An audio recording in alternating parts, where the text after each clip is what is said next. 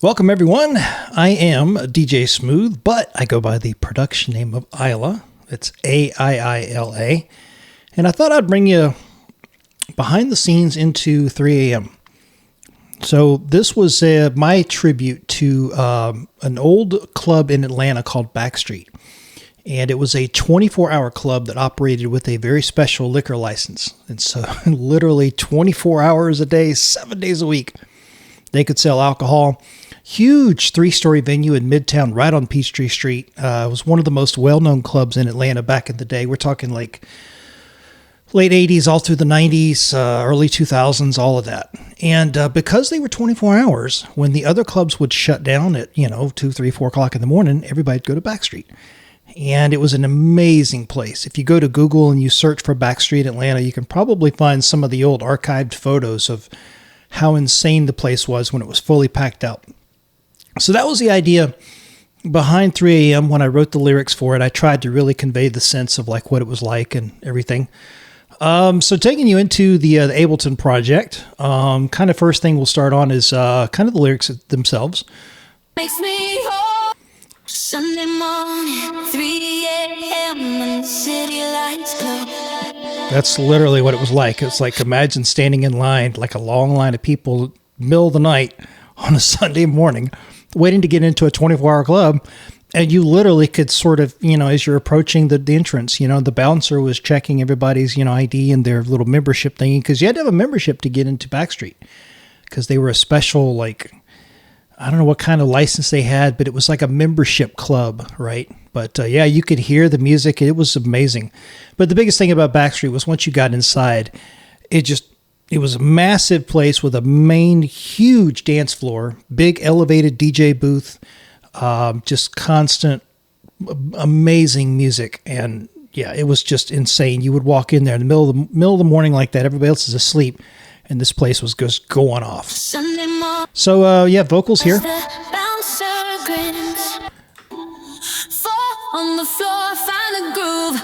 So, what I was trying to do with this, I wanted to keep it kind of housey, right? And so, you look at the drum parts here.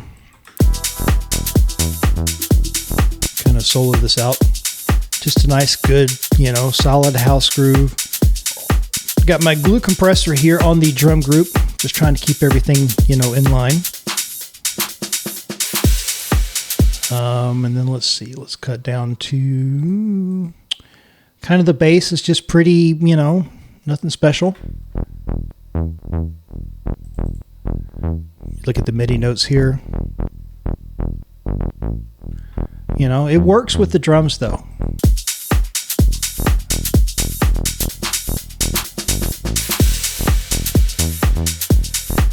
Just like a nice house groove, Piano. Got some piano going on in here. Right. Got to have that piano for the house groove. And then, of course, you throw in the drums and the bass. Not overly complex, but I like it. Just kind of cool little vibe going on there. Get into the pad group. Pad's not doing too much here. Just a little behind the scenes. Get into the pre-chorus, it steps up a little bit. It's just kind of filling it out a little bit. When you add this in with the pianos, you could almost have it just sort of drop down to that by itself. Be kind of a cool little groove. And let's see what else we got going on here. Got some synths going on in the background. I wanted it to be mostly a piano groove. So these are just sort of here, fillers,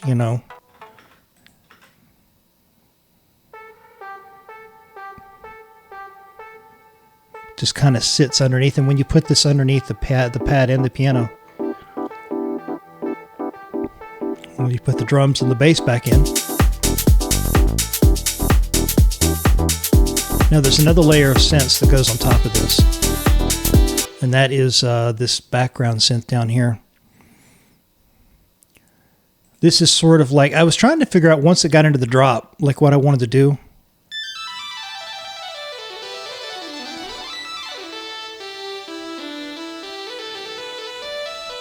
Almost like a little bit of a throwback to the 80s, right? But it kind of, I don't know, I think it kind of works. Throw the other synths, and then you throw the pads on here.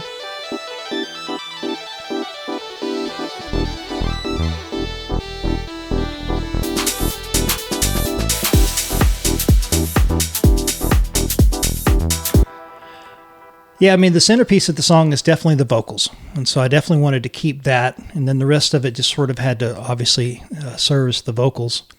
Got a little bit of a brass groove going here just to kind of fill out the chorus. I couldn't really figure out where I wanted to use this. So like if you listen to it with the vocals,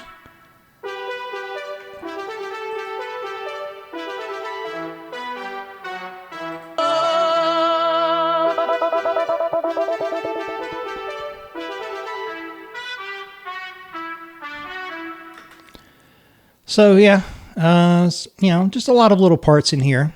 Let's see, what else do we have going on here?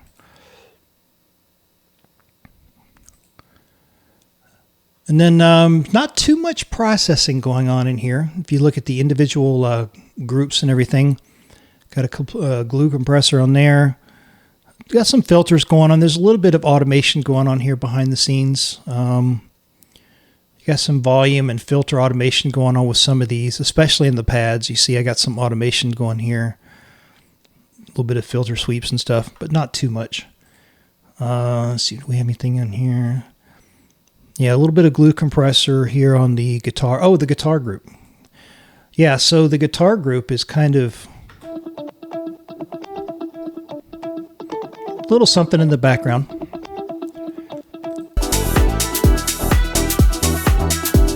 So one thing I've been doing more and more lately, you see these the buses over here, all these ones in brown. So what I've been doing is I've been kind of getting more and more sort of used to having the groups go into a bus, and then that way I can sit here and really sort of focus in on the buses in terms of like balancing out the levels and stuff, right? So you take out the drums, take out the bass, take out the piano, here's the pad,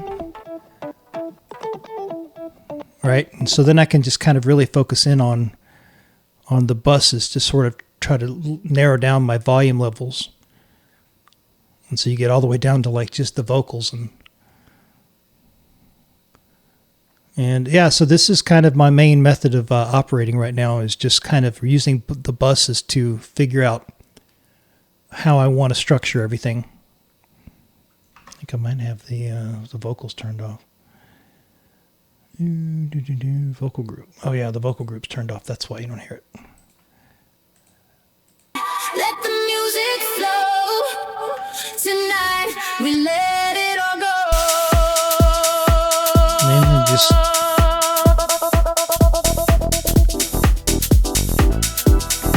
this is the trick, is balancing out the levels.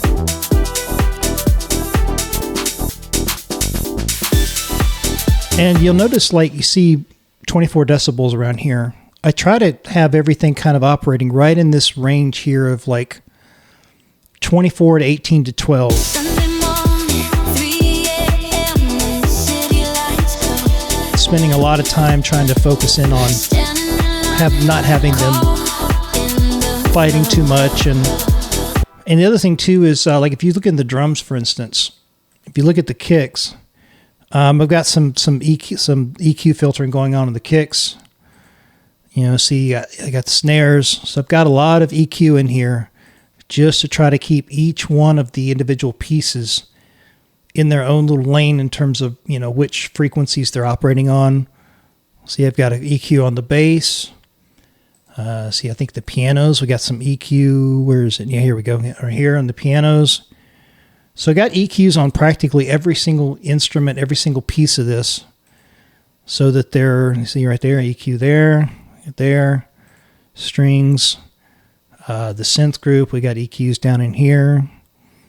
So I've carefully gone through and tried to balance out the EQs on each one of the pieces so that, you know, everything is playing well together. And I don't normally put a spectrum on here, but I could put a spectrum on here, you know, just to kind of make sure everything's good.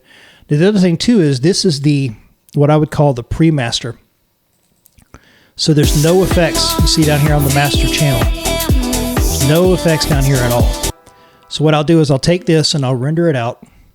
And then once I get it rendered out, then I will come into the mastering session. So the mastering session is where I sort of apply. I've been using what is it? Isotope, I think. So if you look at, Ozone 12. So this is where, and this is what becomes the final version. So I can come in here and play around with the EQ, imager, stabilizer, dynamic EQ, and then of course maximizer. Try to get a good leveled out version of this. And this is cool because this is just the standard version, but there's a lot of stuff that you can do in here. I can add even more, exciters and EQs and compressors, all kinds of stuff. So what I typically do is I will let it sort of automatically do its thing, and I'll let it kind of get started. Set a target over here, and then I'll come in and I'll start modifying what it came up with as I listen to it, setting output levels, bringing gains down, changing EQ and stuff like that. And I found for me that is kind of how I like to work, because I like the product that comes out. So I can sit here and just really focus in on what Ozone is doing to kind of come up with a sort of a version that I like. So this is 3 a.m. from Aiila, and thanks for watching.